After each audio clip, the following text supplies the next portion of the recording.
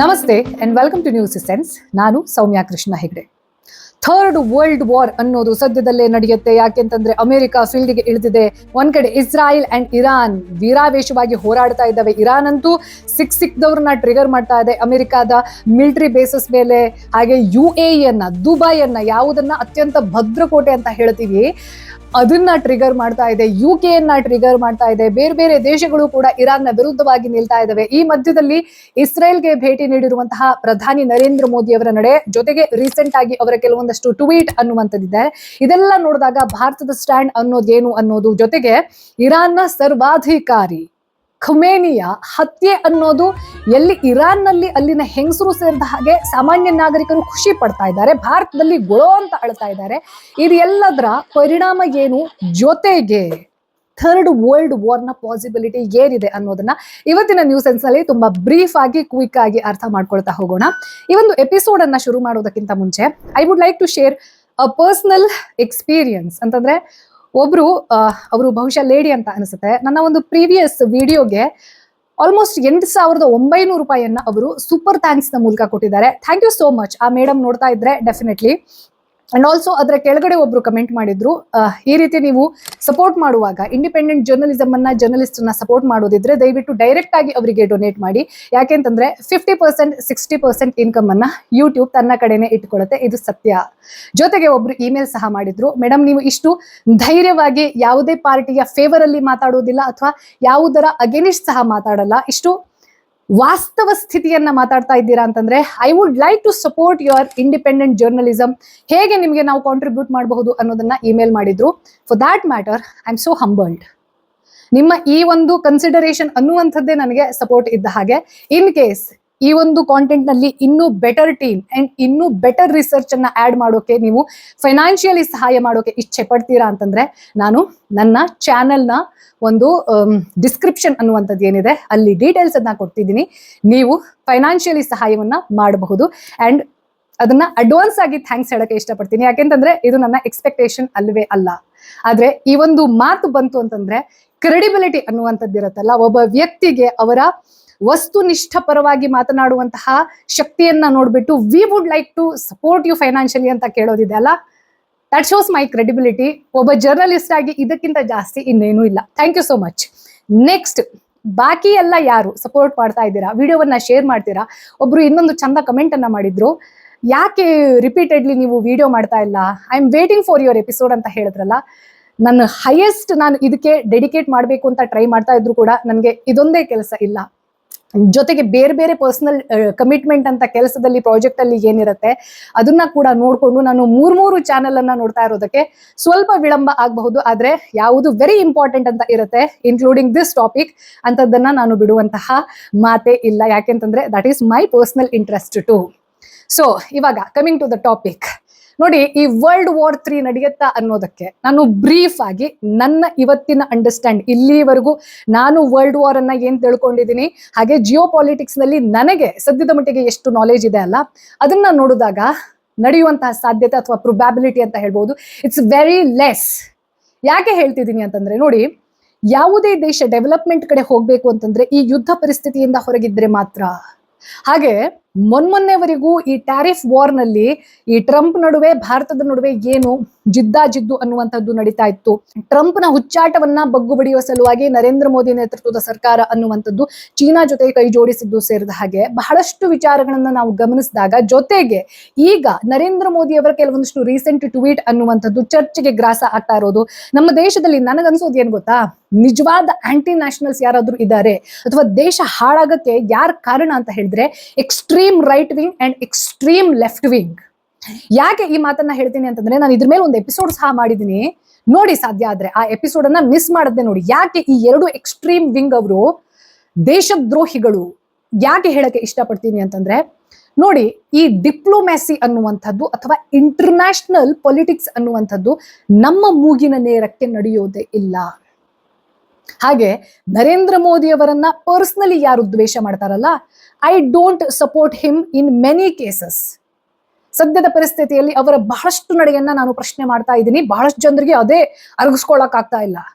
ಆದ್ರೆ ಯಾವಾಗ ದೇಶದ ವಿಚಾರ ಬರುತ್ತೆ ಅದರಲ್ಲಿ ಪ್ರಧಾನಮಂತ್ರಿ ಅಥವಾ ಆ ಒಂದು ಕ್ಯಾಬಿನೆಟ್ ಅನ್ನುವಂಥದ್ದು ಯಾವ ನಿರ್ಧಾರವನ್ನ ಯಾವ ಒಂದು ದೃಷ್ಟಿಕೋನದಲ್ಲಿ ತೆಗೆದುಕೊಂಡು ಬರಬಹುದು ಅನ್ನುವಂಥದ್ದಿದೆ ಅಲ್ಲ, ಎಲ್ಲದಕ್ಕೂ ವಿರೋಧ ಮಾಡುವಂತಹ ಈ ಎಕ್ಸ್ಟ್ರೀಮ್ ಲೆಫ್ಟ್ ವಿಂಗ್ ಇದೆ ಅಲ್ಲ, ಅದನ್ನೂ ಖಂಡಿಸ್ತೀನಿ ನಾನು. ಹಾಗೆ ಮೋದಿ ಬಿಟ್ರಿಲ್ಲ, ಮೋದಿ ಇದ್ರೆ ಮಾತ್ರ ದೇಶ ಉಳಿಯಕ್ ಸಾಧ್ಯ ಅನ್ನುವಂತಹ ಹುಚ್ಚರು ಇರ್ತಾರಲ್ಲ, ಇವರನ್ನು ಖಂಡಿಸ್ತೀನಿ ನಾನು. ದೇಶ ಉಳಿದಿರೋದು ಆರ್ಮಿಯಿಂದ ಉಳಿದಿರೋದು. ಆ ಆರ್ಮಿಯ ಜೊತೆಗೆ ಏನ್ ಇಂಟೆಲ್ ಡಿಪಾರ್ಟ್ಮೆಂಟ್ ಅಂತ ಇರುತ್ತೆ ಅದರಿಂದ. ನರೇಂದ್ರ ಮೋದಿ ಅವರು ಗಡಿಯಲ್ಲಿ ನಿಂತು ಭಾರತೀಯರ ರಕ್ಷಣೆ ಮಾಡ್ತಾ ಇಲ್ಲ. ಹಾಗೆ ನರೇಂದ್ರ ಮೋದಿ ಅವರು ಟ್ರಂಪ್ನ ಯಾವುದೋ ಒಂದು ನಿರ್ಧಾರದಲ್ಲಿ ಸ್ವಲ್ಪ ತಲೆ ಬಗ್ಗಿಸಿದ್ದಾರೆ, ಮಂಡಿಯೂರಿದ್ದಾರೆ ಅಂದ ತಕ್ಷಣ ದೇಶ ಮಾರಕ್ ಹೊರಟಿದ್ದಾರೆ ಅನ್ನುವಂಥದ್ದಿದೆ ಅಲ್ಲ, ಇದನ್ನ ಸಹ ನಾನು ಒಪ್ಪೋದಿಲ್ಲ. ಈ ಇರಾನ್ ಮತ್ತು ಇಸ್ರೇಲ್ ನಡುವೆ ಹೊಡೆದಾಟ ಏನಕ್ಕೆ ನಡೀತಾ ಇದೆ ಅನ್ನೋದಕ್ಕೆ ಒಂದು ದೊಡ್ಡ ಹಿಸ್ಟ್ರಿನೇ ಇದೆ. ಆ ಹಿಸ್ಟ್ರಿಯನ್ನ ಇನ್ನೊಂದು ಸತಿ ಯಾವಾಗ ಇನ್ನ ಬೆಟರ್ ವೇ ಅಲ್ಲಿ ನಾನು ಪ್ರೆಸೆಂಟ್ ಮಾಡಕ್ ಸಾಧ್ಯ ಇದೆ ಅಲ್ಲ. ಆಕ್ಚುಲಿ ನಾನು ಇವಾಗ ಮಾಡ್ತಾ ಇರೋದಲ್ಲ, ಇಟ್ಸ್ ಜಸ್ಟ್ ದ ಬಿಗಿನಿಂಗ್. ನನಗೆ ಈ ಒಂದು ಚಾನೆಲ್ ನಲ್ಲಿ ಮುಂದೆ ಯಾವ್ಯಾವ ಡಾಕ್ಯುಮೆಂಟರಿ ಮಾಡಬೇಕು ಅಥವಾ ಯಾವ್ಯಾವ ಟಾಪಿಕ್ ಅನ್ನ ತರಬೇಕು ಅನ್ನೋದಕ್ಕೆ ತುಂಬಾ ಕ್ಲಾರಿಟಿ ಇದೆ, ಕನಸಿದೆ. ಅದಕ್ಕೆ ಅದರದ್ದೇ ಆಗಿರುವಂತಹ ರಿಸೋರ್ಸ್ ಬೇಕು, ಟೀಮ್ ಬೇಕು, ರಿಸರ್ಚ್ ಬೇಕು, ಅಂಡ್ ಅಷ್ಟೇ ಡೆಡಿಕೇಟೆಡ್ ಆಗಿರುವಂತಹ ಒಂದು ರಿಸರ್ವ್ಡ್ ಟೀಮ್ ಬೇಕು. ಅಂದ್ರೆ ನ್ಯೂಸ್ ಸೆನ್ಸ್ ಸಲುವಾಗಿಯೇ ಒಂದಷ್ಟು ಜನ ಅಂತ ಇರಬೇಕು. ನಾನು ಆವಾಗ ಮಾಡ್ತೀನಿ ಇದನ್ನ. ಆದ್ರೆ ಇರಾನ್ ಹುಚ್ಚಾಪಟ್ಟೆ ಇವಾಗ ಸಿಕ್ಕಿರೋ ದೇಶನೆಲ್ಲ ಎದುರು ಹಾಕೊಳ್ತಾ ಇರೋದು. ಜೊತೆಗೆ ನಾನು ಇರಾನ್ ಅಂದ ತಕ್ಷಣ ಸದ್ಯದ ಪರಿಸ್ಥಿತಿಯಲ್ಲಿ ನೀವು ಅರ್ಥ ಮಾಡ್ಕೊಳ್ಬೇಕಾಗಿರೋದು ಏನು ಅಂತಂದ್ರೆ, ಇರಾನ್ನ ರೆಜಿಮ್ ಬೇರೆ, ಇರಾನ್ನ ಸಾಮಾನ್ಯ ಪ್ರಜೆಗಳು ಬೇರೆ. ಅಂದ್ರೆ ಅರ್ಥ ಏನು? ಅಲ್ಲಿನ ಸರ್ವಾಧಿಕಾರಿಯಾಗಿದ್ದಂತಹ ಆಯತುಲ್ಲಾ ಖಮೇನಿಯ ಹತ್ಯೆ ಅನ್ನೋದು ಏನ್ ನಡೀತು, ಹಾಗೆ ಈತನ ವ್ಯಕ್ತಿತ್ವಕ್ಕೆ ಸಂಬಂಧಪಟ್ಟಂಗೆ ಈಸ್ ಅ ಡಿಬೇಟಬಲ್ ಪರ್ಸನ್. ಯಾಕೆಂತಂದ್ರೆ ಆತ ಮಾಡಿದ್ದಲ್ಲ ಸರ್ವಶ್ರೇಷ್ಠ ಅನ್ನೋದನ್ನ ನಾವು ಒಪ್ಪೋಕ್ ಆಗೋದಿಲ್ಲ. ಹಾಗೆ ಒಬ್ಬ ವ್ಯಕ್ತಿ ಪೂರ್ತಿ ತಪ್ಪು ಅಂತ ಹಡಿಯೋದು ಕೂಡ ತಪ್ಪು. ಆದ್ರೆ ನನಗೆ ಹುಚ್ಚರು ಅಂತ ಅನ್ಸೋದು ಯಾರು ಗೊತ್ತಾ? ಯಾವ ದೇಶಕ್ಕೆ ಡೈರೆಕ್ಟ್ ಆಗಿ ಸಂಬಂಧನೇ ಇಲ್ವೋ ಅಂಥ ವ್ಯಕ್ತಿಯ ಹತ್ಯೆ ಅನ್ನೋದನ್ನ ಇಟ್ಟುಕೊಂಡು ನಮ್ಮ ದೇಶದಲ್ಲಿ ಪ್ರತಿಭಟನೆ ಮಾಡ್ತಾ ಇರುವಂತಹ ಹುಚ್ಚರು ನೋಡಿದಾಗ ನನಗೆ ಏನ್ ಹೇಳ್ಬೇಕು ಅನ್ನೋದೇ ಅರ್ಥ ಆಗೋದಿಲ್ಲ. ಆದ್ರೆ ಅಲ್ಲಿರುವಂತಹ ಹೆಂಗಸರು, ಇರಾನಿನ ಹೆಂಗಸರು ಈ ವ್ಯಕ್ತಿಯ ಹತ್ಯೆಯನ್ನು ಸೇರಿದ ಹಾಗೆ ಕಳೆದ ಹಲವಾರು ವರ್ಷಗಳಿಂದ ಯಾವಾಗ ಭಾರತದಲ್ಲಿ ಹಿಜಾಬ್ ಗಲಾಟೆ ಶುರುವಾಗಿತ್ತಲ್ಲ, ಆವಾಗ ಇರಾನಿನ ಹೆಂಗಸರು ನಾವು ಹಿಜಾಬ್ ಅನ್ನ ಹಾಕಲ್ಲ ಅಂತ ಹೇಳ್ಬಿಟ್ಟು ರೋಡಿಗೆ ಇಳಿದಿದ್ರು. ಇರಾನಿನ ಪ್ರಜೆಗಳು ಬೇರೆ, ಇರಾನ್ನ ರೆಜೀಮ್ ಬೇರೆ. ಇರಾನಿನ ಪ್ರಜೆಗಳಿಗೆ ಆ ಖಮೇನಿಯ ಹತ್ಯೆ ಅನ್ನೋದನ್ನ ಸಂಭ್ರಮ ಯಾಕೆ ಪಡ್ತಾ ಇದ್ದಾರೆ ಅಂತಂದ್ರೆ, ಆತನ ಡಿಕ್ಟೇಟರ್ಶಿಪ್ ಇಂದ ಬೇಸತ್ತು ಹೋಗಿದ್ರು. ನೋಡಿ, ಯಾವುದೇ ಒಂದು ದೇಶ ರಿಲಿಜಿಯಸ್ ಫೆನಟಿಕ್ ಆಯ್ತು ಅಂತಂದ್ರೆ ಅಲ್ಲಿ ಡೆವಲಪ್ಮೆಂಟ್ ಸಾಧ್ಯ ಇಲ್ಲ, ಅಲ್ಲಿ ಎಲ್ಲಾ ಕಮ್ಯುನಿಟಿಗಳು ನೆಮ್ಮದಿಯಿಂದ ಇರೋಕೆ ಸಾಧ್ಯ ಇಲ್ಲ. ಮೊದಲು ಸಪ್ರೇಸ್ ಮಾಡೋದು ಅವರು ವಿಮೆನ್ ರೈಟ್ಸ್ ಅನ್ನ. ಹಾಗಾಗಿ ಅದು ಯಾವುದೇ ದೇಶ ಇರ್ಲಿ, ನಾನು ಡಿಕ್ಟೇಟರ್ಶಿಪ್ ಅನ್ನ ಯಾವತ್ತೂ ಕೂಡ ಸಪೋರ್ಟ್ ಮಾಡೋದಿಲ್ಲ.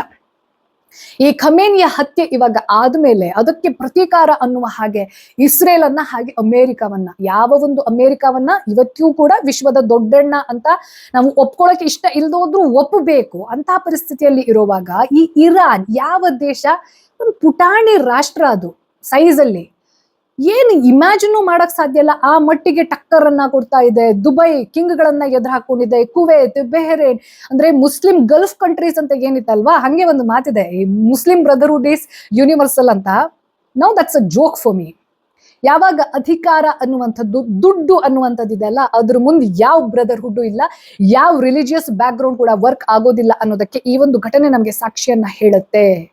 ಇನ್ನು ಭಾರತದ ನಿಲುವು ಅನ್ನುವಂಥದ್ದಿದೆ ಅಲ್ಲ, ಅಂದ್ರೆ ಇವಾಗ ನರೇಂದ್ರ ಮೋದಿ ಅವರ ಕೆಲವೊಂದಷ್ಟು ಸೀರೀಸ್ ಆಫ್ ಟ್ವೀಟ್ಸ್ ಅನ್ನ ನೋಡಿದ್ರೆ, ನಾನು UAE ಕಿಂಗ್ಸ್ ಜೊತೆ ಮಾತಾಡದೆ ಅಥವಾ ಇಸ್ರೇಲಿನ ಭೇಟಿಯನ್ನು ಸೇರಿದ ಹಾಗೆ ನೋಡಿದ ಹಾಗೆ ಬಹಳಷ್ಟು ಜನ ಮೋದಿಯನ್ನ ಕ್ರಿಟಿಸೈಸ್ ಮಾಡಬೇಕು ಅಂದ್ರೆ ಏನ್ ಮಾಡಿದ್ರು ಅನ್ನೋ ಒಂದು ಮಾತಿದೆ ನೋಡಿ, ಗಾದೆ ಮಾತಿದೆ, ಅನಿಷ್ಟಕ್ಕೆಲ್ಲ ಶನೀಶ್ವರನೇ ಕಾರಣ ಅನ್ನೋ ಒಂದು ದೆಶೆಯಲ್ಲಿ ಮೋದಿಯನ್ನ ಕ್ರಿಟಿಸೈಸ್ ಮಾಡ್ತಾ ಇದ್ದಾರಲ್ಲ.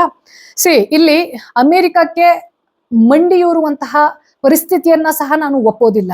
ನರೇಂದ್ರ ಮೋದಿ ಕಾಂಪ್ರಮೈಸ್ಡ್ ಅಲ್ವಾ ಅನ್ನೋದು ಡಿಬೇಟಬಲ್. ಆದ್ರೆ ಈ UAE ಜೊತೆಗಿನ ಸಂಬಂಧ, ಜೊತೆಗೆ ಇಸ್ರೇಲ್ ಏನು ಬಹಳಷ್ಟು ದಶಕಗಳಿಂದ ಭಾರತದ ಜೊತೆ ಒಳ್ಳೆ ಟರ್ಮ್ಸ್ ಅಲ್ಲಿ ಇದೆ, ಹಾಗೆ ಇರಾನ್ನ ಜೊತೆ ಕೂಡ ಭಾರತ ಚೆನ್ನಾಗೇ ಇತ್ತು. ಇನ್ನೊಂದು ಅರ್ಥ ಮಾಡ್ಕೊಳ್ಬೇಕು, ಈ ಇರಾನ್ನ ಹಿಂದಿನ ಹೆಸರು ಏನು ಅಂತಂದ್ರೆ ಪರ್ಷಿಯಾ. ಈ ಫಾರ್ಸಿಗಳು ಇರಾನ್ ದೇಶದಿಂದ ಅಂದ್ರೆ ಪರ್ಷಿಯಾದಿಂದ ಭಾರತಕ್ಕೆ ವಲಸೆ ಬಂದವರು. ಹಾಗಾಗಿ ಬಹಳಷ್ಟು ಶತಮಾನಗಳ ಹಿಂದೆ ಇರಾನ್ಗೂ ಭಾರತಕ್ಕೂ ಒಳ್ಳೆ ಸಂಬಂಧ ಇದ್ರು. ಸದ್ಯದ ಪರಿಸ್ಥಿತಿಯಲ್ಲಿ ಇರಾನ್ ಯಾರ್ಯಾರನ್ನ ಎದುರು ಹಾಕೊಂಡಿದೆ ಅನ್ನೋದನ್ನ ನೋಡಿದಾಗ ದೇಶದ ಹಿತಾಸಕ್ತಿಯನ್ನ ನೋಡೋದು ಕೂಡ ಇಂಪಾರ್ಟೆಂಟ್ ಕಣ್ರಿ. ನ್ಯೂಟ್ರಲ್ ಆಗಿ ಇರೋದು ಎಲ್ಲಾ ಸಂದರ್ಭದಲ್ಲೂ ವರ್ಕೌಟ್ ಆಗೋದಿಲ್ಲ. ಎಸ್ಪೆಷಲಿ ಈ ಗಲ್ಫ್ ಕಂಟ್ರಿಯ ಈ ಇವರಿದಾರಲ್ಲ, ಯಾರು ದುಬೈನ ರಾಜ ಇರಬಹುದು ಅಥವಾ ಈ ಕುವೈತ್, ಬೆಹರೇನ್, ಇದೆಲ್ಲ ಆಯಿಲ್ ವಿಚಾರದಲ್ಲಿ ತುಂಬಾ ರಿಚ್ ಕಂಟ್ರಿ. ಹಾಗೆ ಭಾರತ ಇರಾನ್ ನಿಂದ ಕೂಡ ತೆಗೆದುಕೊಳ್ತಾ ಇತ್ತು.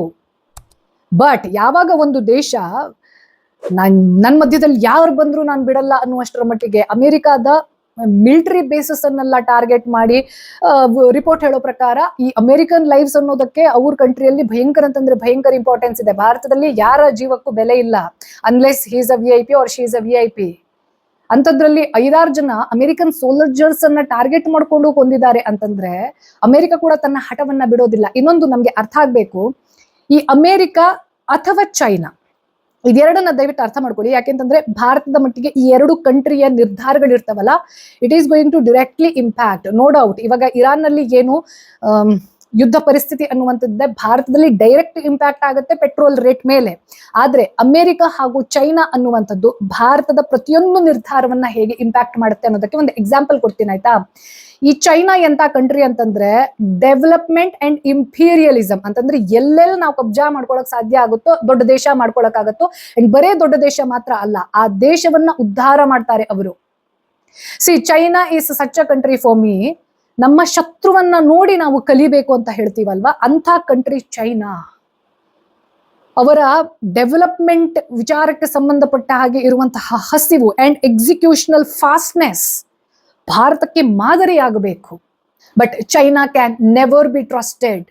ಪ್ರತಿ ಸರ್ತಿ ಭಾರತ ಚೈನಾ ಜೊತೆ ಕೈ ಜೋಡಿಸಿದಾಗ, ನಂಬಿದಾಗ, ಇದನ್ನ ಸರಿಪಡಿಸೋಣ, ನಮ್ಮ ಸಂಬಂಧವನ್ನ ಸುಧಾರಿಸ್ಕೊಳ್ಳೋಣ ಅಂದಾಗೆಲ್ಲ ಚೀನಾ ಇವತ್ತಲ್ಲ ನಾಳೆ ಭಾರತದ ವಿಶ್ವಾಸವನ್ನ ಘಾಸಿಗೊಳಿಸ್ತಾ ಬಂದಿದೆ. And there is a pattern which means China is a known devil.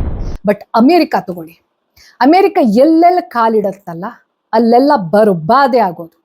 Afghanistan ತಗೊಳ್ಳಿ, ಇರಾಕ್ ತಗೊಳ್ಳಿ, ಇವಾಗ ಇರಾನ್ ಅನ್ನು ಕೂಡ, if I am not wrong, ಇದು ಜಾಸ್ತಿ ದಿನ ನಡೆಯೋದಿಲ್ಲ ಈ ಯುದ್ಧ. ಇರಾನ್ ಅನ್ನು ಕೂಡ ಸರ್ವನಾಶ ಮಾಡುತ್ತೆ. ಅಮೆರಿಕ ಎಂಥ ಒಂದು ಕಂಟ್ರಿ ಅಂತಂದ್ರೆ ಯಾರ ಜೊತೆನೂ ಅದು ನಿಜವಾದ ಫ್ರೆಂಡ್ಶಿಪ್ ಅನ್ನ ಹೊಂದಿರೋಕೆ ಸಾಧ್ಯನೇ ಇಲ್ಲ. ಅದರ ಓನ್ಲಿ ಮೋಟಿವ್ ಏನು ಅಂತಂದ್ರೆ, ನಾನ್ ಸುಪೀರಿಯರ್, ನಾನ್ ಹೇಳ್ದಂಗೆ ಇಡೀ ಪ್ರಪಂಚ ಕೇಳಬೇಕು, I should be the dictator to the whole world, ಎಲ್ಲರೂ ನನ್ನ ಅಂಡರ್ ಅಲ್ಲಿ ಇರಬೇಕು ಅನ್ನುವಂಥದ್ದಿದೆ ಅಲ್ಲ. ಇಲ್ಲಿ ನನಗೆ ಅಮೆರಿಕ ಇಷ್ಟ ಆಗೋದಿಲ್ಲ. ಹಾಗೆ ಇಲ್ಲಿ ಯಾವುದೇ ಒಂದು ವಿಚಾರದಲ್ಲಿ ಎಲ್ಲರ ಜೊತೆ ಚೆನ್ನಾಗಿದ್ದು ಯಾರ ಜೊತೆ ಕ್ಲೋಸ್ ಆಗಿರೋರು ಇರ್ತಾರಲ್ವಾ, ಅವರನ್ನ ಯಾವತ್ತೂ ಕೂಡ ನಂಬಕ್ ಹೋಗ್ಬಾರ್ದು. Which means America is unknown angel. ನೋಡಿ, ಭಾರತ ಪಾಕಿಸ್ತಾನದ ಪರಿಸ್ಥಿತಿಗೆ ಅಮೆರಿಕವೇ ಕಾರಣ.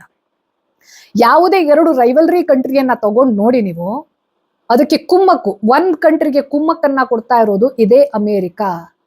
ಭಾರತ ಪೂರ್ತಿಯಾಗಿ ಪವರ್ಫುಲ್ ಆಗಿ ಬೆಳಿಬಾರ್ದು ಅಂತ ಚೈನಾ ಕೂಡ ಟ್ರೈ ಮಾಡುತ್ತೆ. ಯಾಕೆಂತಂದ್ರೆ ಒಂದ್ ಏಷ್ಯಾದಲ್ಲಿ ಒಂದೇ ಸಿಂಹ ಇರಬೇಕು. ಅದೇ ರೀತಿ ಯಾವಾಗ ಹ್ಯೂಮನ್ ರಿಸೋರ್ಸ್ ಅನ್ನುವಂಥದ್ದು ಒಂದು ಬರುತ್ತೆ, ಜೊತೆಗೆ ಅಮೆರಿಕನ್ಸ್ ಎಷ್ಟೋ ಕಂಪನಿಯಲ್ಲಿ ಬಿಗ್ ಪೊಸಿಷನ್ ಅಲ್ಲಿ ಇರೋದು ಇದೇ ಇಂಡಿಯನ್ಸ್. ಇಂಡಿಯನ್ ಬ್ರೇನ್ ಬಗ್ಗೆ ಅಮೆರಿಕಾಗೆ ಭಯ ಇದೆ, ಹಾಗೆ ಜಲಸಿ ಕೂಡ ಇದೆ. ಅದನ್ನ ಸಪ್ರೆಸ್ ಮಾಡ್ಬೇಕು ಅಂತಂದ್ರೆ, ಒಂದು ದೇಶವನ್ನ ಸರ್ವತೋಮುಖ ಅಭಿವೃದ್ಧಿ ಆಗದ್ದೇ ಇರೋ ರೀತಿಯಲ್ಲಿ ನೋಡ್ಕೋಬೇಕು ಅಂತಂದ್ರೆ ಆ ದೇಶ ಪಕ್ಕದ ದೇಶ ಕಚ್ಚಾಡ್ತಾ ಇರಬೇಕು. And America will make sure it executes that way. ಇವತ್ತು ತಾಲಿಬಾನ್ ಏನು, ಆ ತಾಲಿಬಾನ್ನ ಕೆಲವೊಂದಷ್ಟು ನೀತಿಗಳನ್ನ ಕೇಳಿದಾಗ ನಾನು ಯಾಕೆ ಈ ರಿಲಿಜಿಯಸ್ ಫೆನೆಟಿಕ್ಸ್ ಅನ್ನುವಂಥದ್ದು ದೇಶದಲ್ಲಿ ಇರಬಾರ್ದು ಅನ್ನೋದನ್ನ ಹೇಳ್ತೀನಿ ಅಂತಂದ್ರೆ, religion is not the problem, religious practice is never the problem, but religious fanatic nature is the problem. ಆ ತಾಲಿಬಾನ್ ನಲ್ಲಿ ಎಂತೆಂತ ಲಾ ಎಲ್ಲ ಇದ್ದಾರೆ ಅಂತಂದ್ರೆ, ಮೂಳೆ ಮುರಿಯೋವರೆಗೂ ಹೆಣ್ಮಕ್ಳು ನೋಡಿಬಹುದಂತೆ, ಗಂಡಸರಿಲ್ಲದೆ ಹೆಂಗಸರು ಹೊರಗಡೆ ಬರಬಾರ್ದಂತೆ. ಇದು ಯಾವ ಸೀಮೆಯ ಸಿದ್ಧಾಂತ? ಯಾವ ಕಾಲದಲ್ಲಿ ಇದೀವಿ ನಾವು? ಈ ಪರಿಸ್ಥಿತಿಗೆ ಅಫ್ಘಾನಿಸ್ತಾನದಲ್ಲಿ ಇವತ್ತು ಹೆಣ್ಣು ಮಕ್ಕಳು ಕಣ್ಣೀರಲ್ಲಿ ಕೈ ತೊಳಿತಾ ಇದ್ದಾರೆ ಅಂತಂದ್ರೆ ಅದರ ಶಾಪ ತಟ್ಟಬೇಕಾಗಿರೋದು ತಾಲಿಬಾನ್ ಉಗ್ರರ ಜೊತೆಗೆ equally America is responsible. America ಎಲ್ಲಿ ಕಾಲಿಡ್ತೋ ಅಲ್ಲಿ ದರಿದ್ರವೇ. ಸೊ ಅಮೆರಿಕಾದ ಜೊತೆ ಇವತ್ತಿಗೆ ಏನು ನಾವು ಪಾರ್ಟಿ ಮಾಡ್ಕೊಂಡಿದೀವಿ ಅಥವಾ ಅಡ್ಜಸ್ಟ್ಮೆಂಟ್ ಮಾಡ್ಕೊಂಡಿದೆ ಮೋದಿ ಸರ್ಕಾರ ಅನ್ನುವಂಥದ್ದಿದೆ ಅಲ್ಲ, ಇದು ಟೆಂಪ್ರರಿ ನೆಸೆಸಿಟಿ ಆಗಿದ್ರೆ ಓಕೆ. ಅಮೆರಿಕಾಗೆ ಬಗ್ಗದ್ವಿ ಅಂತಂದ್ರೆ, ನಾನು ಈಗ ಯಾಕೆ ಇದನ್ನ ಪದೇ ಪದೇ ಹೇಳ್ತಾ ಇದ್ದೀನಿ ಅಂತಂದ್ರೆ, ನೋಡಿ, ಅಮೆರಿಕ ಬಹಳಷ್ಟು ವರ್ಷದಿಂದ ಭಾರತದಲ್ಲಿ ಈ ಅಗ್ರಿಕಲ್ಚರ್ ಮಾರ್ಕೆಟ್ ಅನ್ನ ಎಂಟರ್ ಆಗ್ಬೇಕು ಅಂತ ಟ್ರೈ ಮಾಡ್ತಾ ಇದೆ. ಯಾವುದೇ ಐಡಿಯಾಲಜಿಗೆ ಸೇರಿರಿ ನೀವು, ಆಯ್ತಾ. ಅದು UPA ಸರ್ಕಾರದ ಸಮಯದಲ್ಲಿ ಆಗಿರ್ಲಿ, ಅಟಲ್ ಬಿಹಾರಿ ವಾಜಪೇಯಿ ಅವರ ಸಮಯದಲ್ಲಿ ಆಗಿರ್ಲಿ, ಆ ಒಂದು ವಿಚಾರಕ್ಕೆ ಸಂಬಂಧಪಟ್ಟ ಹಾಗೆ ಯಾವುದೇ ಪಕ್ಷದ ನಾಯಕರು ಬಗ್ಗಿಲ್ಲ, ಇವತ್ತಿಗೂ ಸಹ ಬಗ್ಗಬಾರದು. ಅದನ್ನ ಬಗ್ಗದ್ವಿ ಅಂತಂದ್ರೆ ಇವಾಗ ಟೆಕ್ನಾಲಜಿ ವೈಸ್ ನಮ್ಗೆ ಏನೂ ಕಂಟ್ರೋಲ್ ಇಲ್ಲ. ನಮ್ಮ ಡೇಟಾ ಯಾರ ಹತ್ರ ಸೇರ್ತಾ ಇದೆ ಅನ್ನೋದು ಒಂದಷ್ಟು ಚೈನಾಗ್ ಹೋಗ್ತಾ ಇದೆ, ಇನ್ನೊಂದಿಷ್ಟು ಅಮೆರಿಕಾ ಬೇಸ್ಡ್ ಕಂಪನಿಗಳಿಗೆ ಹೋಗ್ತಾ ಇದೆ. ನಾನು ಇವಾಗ ಮಾತಾಡ್ತಾ ಇದ್ದೀನಲ್ಲ, ಯೂಟ್ಯೂಬ್ ಚಾನೆಲ್ ಅದನ್ನು ಸೇರಿದ ಹಾಗೆ. ಸೊ ಆ ರೀತಿ ನಮಗೆ ಅಲ್ಲಂತೂ ಕಂಟ್ರೋಲ್ ಇಲ್ಲದೆ ಇರುವಾಗ ಯಾವ ಕಂಟ್ರೋಲ್ ಆಲ್ರೆಡಿ ನಮ್ಮ ಕೈಯಲ್ಲಿದೆ ಅದನ್ನ ಲೂಸ್ ಮಾಡಬಾರದು. ಯಾಕೆಂತಂದ್ರೆ ಅಮೆರಿಕ ಯಾರ ಆತ್ಮೀಯ ಕೂಡ ಅಲ್ಲ, ಬಟ್ ಎಲ್ಲರ ಜೊತೆ ಆತ್ಮೀಯವಾಗಿದ್ದೀನಿ ಅನ್ನುವ ಹಾಗೆ ನಾಟಕ ಆಡೋದ್ರಲ್ಲಿ ಶೂರ. ಸೊ ಈ ಒಂದು ವಾರ್ ಸಿಚುವೇಶನ್ ಅನ್ನುವಂಥದ್ದು ಏನಿದೆ, ಅಮೆರಿಕ ಹೇಗೆ ಅಂತಂದ್ರೆ ಅಲ್ಲಿ ತನ್ನ ಈಗೋವನ್ನ ಯಾರು ಹರ್ಟ್ ಮಾಡ್ತಾರೆ ಅವ್ರನ್ನ ಹರ್ಟ್ ಮಾಡೋವರೆಗೂ ಮಾತ್ರ ಯುದ್ಧ ಮಾಡುತ್ತೆ. ಆದ್ರೆ ಚೈನಾ ಹೇಗೆ ಅಂತಂದ್ರೆ ಎದ್ರ ಮಿಲಿಟರಿ ಸ್ಟ್ರಾಂಗ್ ಇದ್ರೂ ಕೂಡ ಎದ್ರ ಯಾಕೆ ಹೊಡೆದಾಟಕ್ಕೆ ಇಡಲ್ಲ ಅಂತಂದ್ರೆ, ನೋಡಿ ಯುದ್ಧ ಅಂತಂದ್ರೆ ಈಸಿ ಅಲ್ಲ. ಕೆಲವೊಂದಷ್ಟು ಜನ ಹುಚ್ಚರಿದ್ದಾರೆ ಆಯ್ತಾ. ನಾನು ಇನ್ಸ್ಟಾಗ್ರಾಮ್ ಅಲ್ಲಿ ಅಥವಾ ಬೇರೆ ಬೇರೆ ಸೋಷಿಯಲ್ ಮೀಡಿಯಾ ಪ್ಲಾಟ್ಫಾರ್ಮ್ ಅಲ್ಲಿ ಭಾರಿ ಖುಷಿ ಪಡ್ತಾ ಇದ್ರು. ಅಂದ್ರೆ ಎಲ್ಲಾ ಪ್ರಪಂಚದ ಮೂಲೆಯಲ್ಲಿ ಇವರೆಲ್ಲ ಹೊಡೆದಾಡ್ಕೊಳ್ತಾ ಇದ್ದಾರೆ, ಮಿಸೈಲ್ ಬಿಟ್ಕೊಳ್ತಾ ಇದ್ದಾರೆ, ಬಟ್ ನಾವು ಮಾತ್ರ ಹೋಳಿ ಸೆಲೆಬ್ರೇಷನ್ ಮಾಡ್ತಾ ಇದೀವಿ, ನಾವು ಸೇಫ್ ಆಗಿದೀವಿ ಅಂತ ಯಾರ್ಯಾರು ಹುಚ್ಚರು ಹೇಳ್ತಿದ್ದಾರೆ. ಹಿಂಗ್ ಸೇಫ್ ಆಗಿರೋದಕ್ಕೆ ನರೇಂದ್ರ ಮೋದಿ ಮಾತ್ರ ಕಾರಣ ಅನ್ನೋದನ್ನ ಹೇಳ್ತಿದಾರಲ್ಲ ಕೆಲವು ಜನ ಗುಲಾಮರು, ಅಂಧಭಕ್ತರು. ಪೆಹಲ್ಗಾಮ್ ಮರ್ತೋಯ್ತಾ ನಿಮ್ಗೆ? ನಂದಿ ಪ್ರಶ್ನೆ ಇದೆ, ಪೆಹಲ್ಗಾಮ್ ಮರ್ತೋಯ್ತಾ ನಿಮಗೆ? ನನ್ನ ದೇಶದ ಒಳಗಡೆ ನುಗ್ಗಿ ಹಿಂದೂ ಅನ್ನೋ ಕಾರಣಕ್ಕೆ ಕೊಂದಿರುವಂತಹ, ಇದೇ ಹಿಂದುತ್ವದ ಹೆಸರನ್ನ ಇಟ್ಕೊಂಡಿರುವಂತಹ ಸರ್ಕಾರ ಇರೋದನ್ನ ಈಗ ನರೇಂದ್ರ ಮೋದಿ ಅವರಿಂದ ನಾವೆಲ್ಲರೂ ನೆಮ್ಮದಿಯಾಗಿದ್ದೀವಿ ಅನ್ನೋ ತರದ ಫಾಲ್ಸ್ ನೆರೇಟಿವ್ ಅನ್ನ ಹೇಳ್ತೀವಲ್ವಾ, ಶೇಮ್ ಆನ್ ಯು. ಭಾರತ ಸೇಫ್ ಆಗಿ ಇರೋದಕ್ಕೆ ಕಾರಣ ದಿ ಇಂಡಿಯನ್ ಆರ್ಮಿ, ಪೀರಿಯಡ್. ಹಾಗೆ ಯಾವುದೇ ಒಂದು ಸರ್ಕಾರದಿಂದ ಒಬ್ಬ ವ್ಯಕ್ತಿಯಿಂದ ದೇಶ ಉಳಿಯೋಕ್ಕೂ ಸಾಧ್ಯ ಇಲ್ಲ, ದೇಶ ಅಳಿಯೋಕ್ಕೂ ಸಾಧ್ಯ ಇಲ್ಲ. It's a collective effort. ಬರೀ ನರೇಟಿವ್ ಪುಷ್ ಮಾಡ್ತಾ ಇದಾರಲ್ಲ ಬಿಜೆಪಿ IT ಸೆಲ್ಲಿಂದ, ನರೇಂದ್ರ ಮೋದಿ ಅವರು ಇದ್ದಿದ್ರಿಂದ. ಅವಾಗೊಂದು ಜೋಕ್ ಆಗಿತ್ತು, ಇದು ಏನು ಯುಕ್ರೇನ್ ಮತ್ತೆ ರಷ್ಯಾ ನಡುವೆ ವಾರ್ ಆದಾಗ ಇಂಟರ್ನ್ಯಾಷನಲಿ ಜೋಕ್ ಆಯ್ತದು. ಸೀರಿಯಸ್ಲಿ ಯುದ್ಧವನ್ನ ನಿಲ್ಲಿಸಿಬಿಟ್ಟಿದ್ರು ಮೋದಿ ಅವರು. ಈಗೂ ನಿಲ್ಸಕ್ ಹೇಳಿ ಅಲ್ಲ. ನೋಡಿ, ಯಾರನ್ನೂ ಹೇಳಿ ಯುದ್ಧವನ್ನ ಶುರು ಮಾಡೋದಿಲ್ಲ, ಯಾರ ಹತ್ರನೂ ಯುದ್ಧ ನಿಲ್ಲಿಸೋಕೆ ಸಾಧ್ಯ ಇಲ್ಲ. ಆ ಯುದ್ಧದಲ್ಲಿ ಭಾಗವಹಿಸ್ಬೇಕಾ, ಎಷ್ಟು ಭಾಗವಹಿಸ್ಬೇಕು, ಅಥವಾ ಆ ಯುದ್ಧದಿಂದ ಹೊರಗಡೆ ಇರಬೇಕಾ, ಇದು ಒಂದು ದೇಶದ ತಾಕತ್ತನ್ನ ತೋರಿಸುತ್ತೆ. I would like to remember Indira Gandhi ಹಾಗೆ ಅಟಲ್ ಬಿಹಾರಿ ವಾಜಪೇಯಿ. ಒಂದು ದೇಶ ನಮ್ಮ ಸ್ನೇಹಿತ ಅಂದ ತಕ್ಷಣ ಅದು ಮಾಡೋ ಹುಚ್ಚಾಟಕ್ಕೆಲ್ಲ ನಾವು ಸಪೋರ್ಟ್ ಅನ್ನ ಕೊಡಬೇಕು, ಅಥವಾ ಅದನ್ನ ನೀನ್ ಮಾಡಿದ್ದೆ ಸರಿ ಅಂತ ಶ್ಲಾಘನೆ ಮಾಡುವಂತಹ ಮೂರ್ಖತನಕ್ಕೆ ಅಥವಾ ಕಾಂಪ್ರಮೈಸ್ಡ್ ಸ್ಟೇಟ್ಗೆ ಇಳಿಯುವಂತ ಅವಶ್ಯಕತೆ ಇಲ್ಲ. ನನಗೆ ಕಾಂಗ್ರೆಸ್ನ ಬಹಳಷ್ಟು ಸಿದ್ಧಾಂತವನ್ನ ನಾನು ಒಪ್ಪೋದಿಲ್ಲ, ಆಯ್ತಾ. ಆದ್ರೆ ಇಂದಿರಾ ಗಾಂಧಿಯವರು, ಅವರ ಆಡಳಿತ ಹಾಗೂ ಅವರ ವ್ಯಕ್ತಿತ್ವ, ಆ ಒಂದು ವಿಚಾರವನ್ನ ಬಿಟ್ರೆ, ಡಿಕ್ಟೇಟರ್ಶಿಪ್ ಅನ್ನುವಂಥದ್ದು ಅಥವಾ ಎಮರ್ಜೆನ್ಸಿಯನ್ನ ಏನು ಅವರು ಹೇರಿಕೆ ಮಾಡಿದ್ರು ಆ ಒಂದು ಹಂತವನ್ನ ಬಿಟ್ರೆ, ಈ ಜಿಯೋ ಪೊಲಿಟಿಕಲ್ ಸ್ಟೇಟ್ಮೆಂಟ್ಗಳಿರ್ತಾವಲ್ಲ ಇಂದಿರಾ ಗಾಂಧಿ ಅವರದ್ದು, ಐ ರಿಯಲಿ ಅಡ್ಮೈರ್. ಅಮೆರಿಕಾಗೆ ಅವರು ಡೈರೆಕ್ಟ್ ಆಗಿ ಹೇಳಿದ್ರು, ನೀವು ನಮ್ಮ ಸ್ನೇಹಿತರೇ ವಿನಃ ನಮ್ಮನ್ನ ಡಾಮಿನೇಟ್ ಮಾಡುವಂತಹ ಹಕ್ಕು ನಿಮ್ಗೆ ಇಲ್ಲ ಅಂತ ಖುಲ್ಲಂ ಖುಲ್ಲಾ ಹೇಳಿದ್ರು Indira Gandhi. And that is how a prime minister should be. ಹಾಗೆ ಅಟಲ್ ಬಿಹಾರಿ ವಾಜಪೇಯಿ ಕೂಡ ಎಲ್ಲಿ ತಪ್ಪಿರುತ್ತೆ, ಯಾವ ಕಂಟ್ರಿಯ ತಪ್ಪಿರುತ್ತೆ, ಆ ಒಂದು ನಡೆಯನ್ನ ಕ್ರಿಟಿಸೈಸ್ ಮಾಡಿ ಆ ನಂತರವೂ ಆ ದೇಶದ ಜೊತೆ ಫ್ರೆಂಡ್ಶಿಪ್ ಅನ್ನ ಮುಂದುವರಿಸ್ತಿದ್ರು. And this is called diplomacy according to me. So ಈ ಒಂದು ಹಂತದಲ್ಲಿ ನರೇಂದ್ರ ಮೋದಿ ನೇತೃತ್ವದ ಸರ್ಕಾರ ಅನ್ನುವಂಥದ್ದು ಕೆಲಸ ಮಾಡ್ಲಿ. ಹಾಗೆ ಈ ಒಂದು ವಾರ್ ಸಿಚುವೇಶನ್ ಇದೆ ಅಲ್ಲ, ಇದನ್ನ ಯಾರು ಕೂಡ ಸೆಲೆಬ್ರೇಟ್ ಮಾಡಬಾರ್ದು. ನೋಡಿ, ವಾರ್ ಅನ್ನುವಂಥದ್ದು ಸೆಲೆಬ್ರೇಷನ್ ಅಲ್ಲ. ಯಾವುದೇ ದೇಶದ ಸೈನಿಕ ಇರಲಿ, ಅಲ್ಟಿಮೇಟ್ಲಿ ಅವನೊಬ್ಬ ಮನುಷ್ಯ. ಅವನಿಗೆ ಅವನದೇ ಆಗಿರುವಂತಹ ಒಂದು ಪುಟಾಣಿ ಫ್ಯಾಮಿಲಿ ಇರುತ್ತೆ, ಅವನನ್ನ ನಂಬ್ಕೊಂಡಿರುವಂತಹ ಪುಟಾಣಿ ಮಕ್ಕಳಿರ್ತವೆ. ಈ ವಾರ್ ಹೆಸರಲ್ಲಿ ಸತ್ತೋದ ಅಂತಂದ್ರೆ ಆ ಫ್ಯಾಮಿಲಿಗೆ ಅದೇನೇ ಕಾಂಪನ್ಸೇಷನ್ ನೀವು ಕೊಟ್ಟರು ಇದೆ ಅಲ್ಲ, ಆ ವ್ಯಕ್ತಿಯನ್ನ ವಾಪಸ್ ತರೋಕೆ ಸಾಧ್ಯ ಇಲ್ಲ. ಹಾಗೆ ಒಂದು ದೇಶ ಎಷ್ಟು ಖಾಲಿ ಆಗ್ಬಿಡತ್ತೆ ಅಂತಂದ್ರೆ, ಒಂದು ಯುದ್ಧದಲ್ಲಿ ಒಂದು ಕಡೆ ಜೀವಹಾನಿ, ಇನ್ನೊಂದ್ ಕಡೆ ಎಲ್ಲೆಲ್ಲಿ ಬಜೆಟ್ ಇದೆಯೋ ಅದೆಲ್ಲದನ್ನ ತೆಗೆದು ಈ ಯುದ್ಧಕ್ಕೆ ಸುರಿಬೇಕು. ಆ ದೇಶ 10 ವರ್ಷ ಹಿಂದೆ ಹೋಗ್ಬಿಡುತ್ತೆ ರೀ. ದುಡ್ಡೇ ಇಲ್ಲ ಅಂತಂದ್ರೆ ನೀವ್ ಏನ್ ಬಜೆಟ್ ಅಲೋಕೇಟ್ ಮಾಡ್ತೀರಾ? ಸೈನ್ಸ್ ಅಲ್ಲಿ ಹಿನ್ನಡೆ, ಮುಂದೆ ಹುಟ್ಟುವಂತಹ ಮಕ್ಕಳಿಗೆ ಎಜುಕೇಶನ್, ಬೇಸಿಕ್ ಎಜುಕೇಶನ್ ಸಿಗೋದಿಲ್ಲ. ಆ ದೇಶ ಒಂದು ಸಣ್ಣ ವಾರ್ ಆಯ್ತು ತಿಳ್ಕೊಳ್ಳಿ, 10 ವರ್ಷ ಹಿಂದೆ ಹೋಗ್ಬಿಡತ್ತೆ. ಹಾಗಾಗಿ ಯಾವುದೇ ದೇಶದಲ್ಲಿ ಯುದ್ಧ ಆದ್ರೂ ಕೂಡ ಸಂಭ್ರಮ ಪಡುವಂತಹ ಅವಶ್ಯಕತೆ ನಮ್ಗೆ ಇಲ್ಲ. War is not for celebration.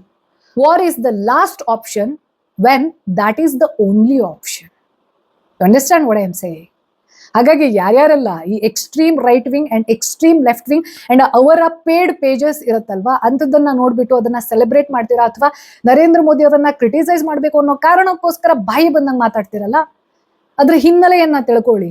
Iran ಏನು, ಇಸ್ರಾಯಿಲ್ ಏನು, ಅಮೆರಿಕಾದ ನಡೆ ಯಾವ್ಯಾವ್ದು ದೇಶದ ಜೊತೆ ಹೇಗಿದೆ, ಚೈನಾ ಯಾವ ರೀತಿ ಗ್ರೋ ಆಗ್ತಾ ಇದೆ, ಹಾಗೆ ಹೈಪರ್ ನ್ಯಾಷನಲಿಸಮ್ ಅಲ್ಲಿ ಅಂಧಭಕ್ತರಾಗೋದಲ್ಲ. ಚೈನಾದ ಇನ್ಸ್ಪಿರೇಷನ್ ಜೊತೆ ಭಾರತ ಇಂಡಿಪೆಂಡೆಂಟ್ ಆಗ್ಬೇಕು. ಭಾರತ ಹೇಗಿರ್ಬೇಕು ಅಂತಂದ್ರೆ ಯಾರಿಗೂ ಸಲಾಂ ಹೊಡಿಬಾರ್ದು, ಬಟ್ ಎಲ್ಲರ ಜೊತೆ ಒಂದು ಒಳ್ಳೆ ಸಂಬಂಧವನ್ನ ಹೊಂದಿರಬೇಕು. ಯಾಕೆಂತಂದ್ರೆ ಕಿತ್ತಾಡ್ಕೊಂಡು ಹೊಡೆದಾಡ್ಕೊಂಡು ನೀವು ಏನು ಸರ್ವೈವ್ ಆಗಕ್ ಸಾಧ್ಯ ಇಲ್ಲ. ಪ್ರತಿಯೊಂದು ದೇಶದ ಜೊತೆ ಕನೆಕ್ಟೆಡ್ ಇದೆ. ಇದನ್ನೇ ನಾವು ಡಿಪ್ಲೊಮೆಸಿ ಅಂತ ಹೇಳ್ತೀವಿ, ಜಿಯೋ ಪೊಲಿಟಿಕ್ಸ್ ಅಂತ ಹೇಳ್ತೀವಿ. ಯಾವಾಗ ನಮ್ದು ಅಪ್ಪರ್ ಹ್ಯಾಂಡ್ ಇರುತ್ತೆ, ಟೆಕ್ನಾಲಜಿ ವೈಸ್, ಅಗ್ರಿಕಲ್ಚರ್ ವೈಸ್, ಅಥವಾ ಬೇರೆ ದೇಶದ ಜೊತೆ ಚಂದ ಸಂಬಂಧವನ್ನ ಹೊಂದಿರ್ತೀವಿ, ಆವಾಗ ಇನ್ನೊಂದು ದೇಶ ನಮ್ಮನ್ನ ಟಚ್ ಮಾಡುವಾಗ 100 ಬಾರಿ ಆಲೋಚನೆ ಮಾಡುತ್ತೆ. And that is the whole idea, and that is called patriotism. Right? Right. Until I see you in the next video, take care. Bye bye. Om Namah Shivaya and Jai Hind.